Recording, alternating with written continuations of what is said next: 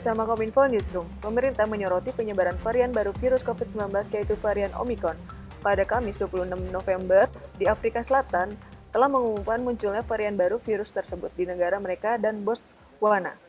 Mencermati mutasi tersebut, Badan Kesehatan Dunia juga telah meningkatkan status varian baru tersebut menjadi varian of concern. Lantas, informasi apa saja Pak yang telah diterima sehingga kita harus waspada terhadap varian ini? Silakan Pak Juju.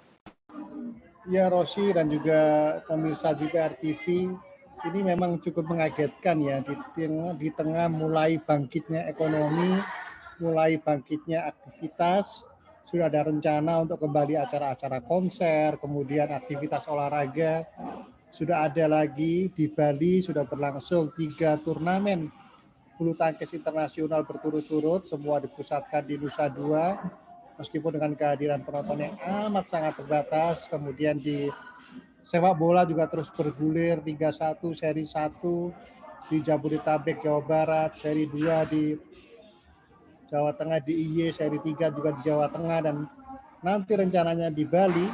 Pemerintah pun juga sudah mengantisipasi dengan tidak boleh ada kegiatan besar pada 26 Desember sampai awal Januari. Jadi sepak bola pun akan berhenti pada rentang waktu Natal, Tahun Baru. Ini semua untuk mengerem.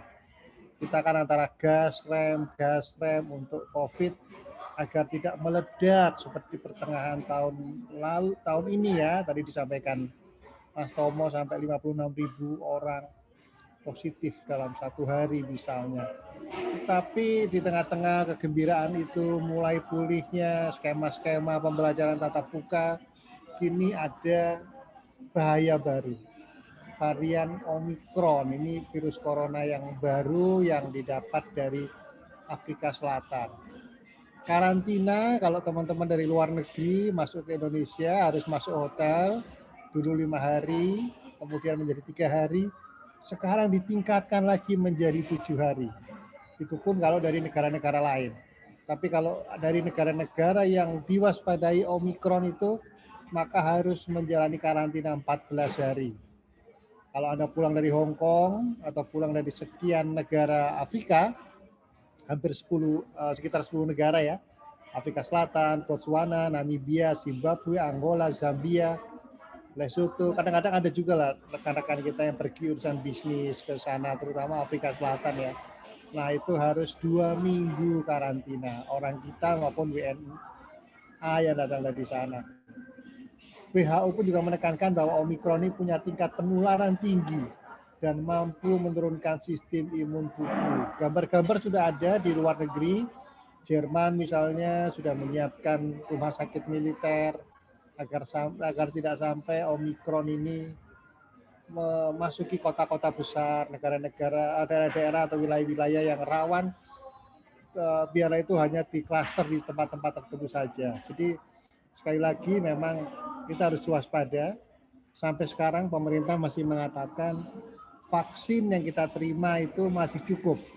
Meskipun ada kemungkinan efikasinya berkurang ya karena waktunya sudah mulai jalan cukup lama. Kalau saya misalnya divaksin Maret yang lalu, sekarang sudah hampir 9 bulan, hampir mendekati 1 tahun lah begitu. Nah itu juga harus diwaspadai efikasinya. Ada yang bisa mendapatkan booster misalnya.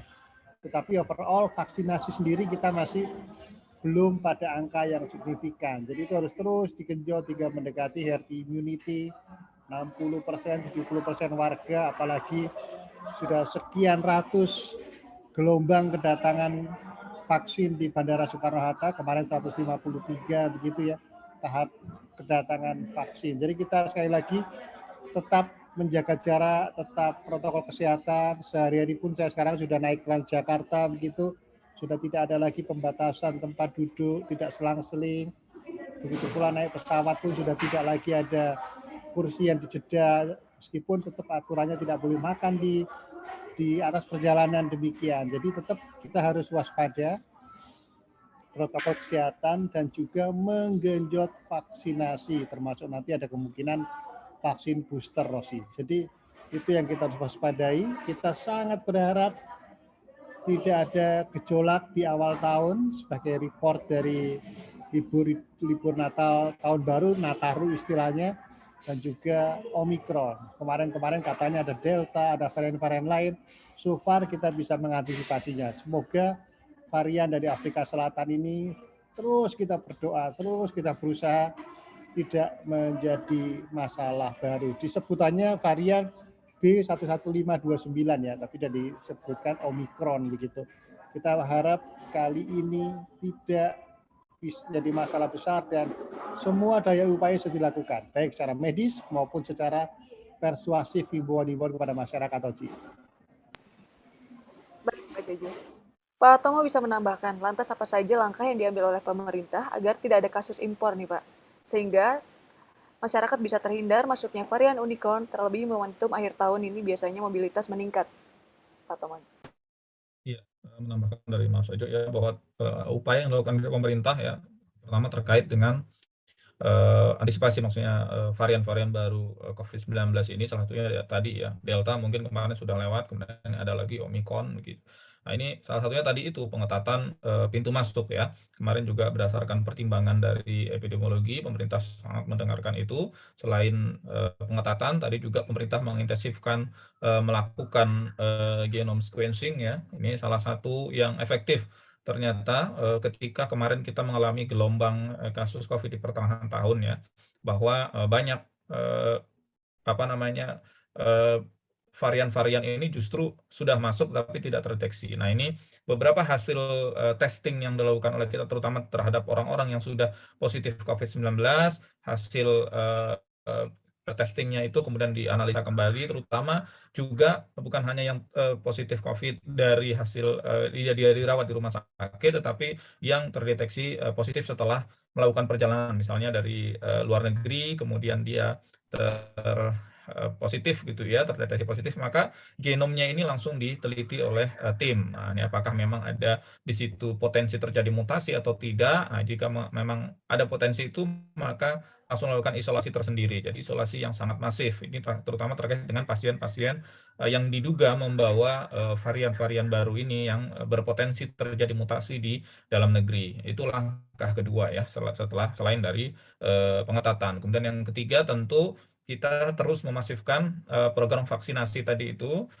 dengan melakukan penambahan stok vaksin yang dilakukan setiap minggu sehingga tidak pernah ada jeda terjadinya program vaksinasi di seluruh daerah. Jadi bahkan pemerintah, Presiden sangat menegaskan kepada semua daerah jika memang sudah habis segera lapor ke pusat untuk bisa dikirim stok vaksin. Kalau ada stoknya segera habiskan.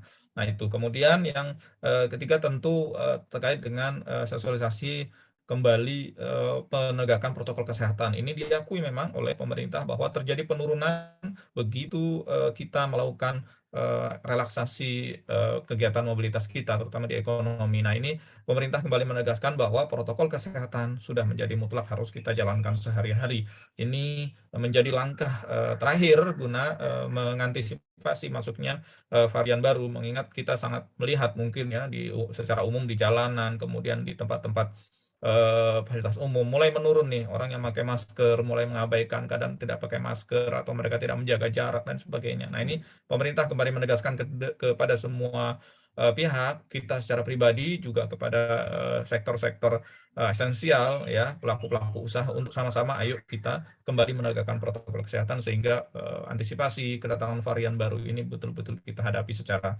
bersama-sama. Dian Mbak Uci. Nah, perlu dicatat ya pemirsa. Oke, usai jeda berikut ini, Kominfo Newsroom akan hadir dengan informasi lainnya. Tetaplah bersama kami di Kominfo Newsroom.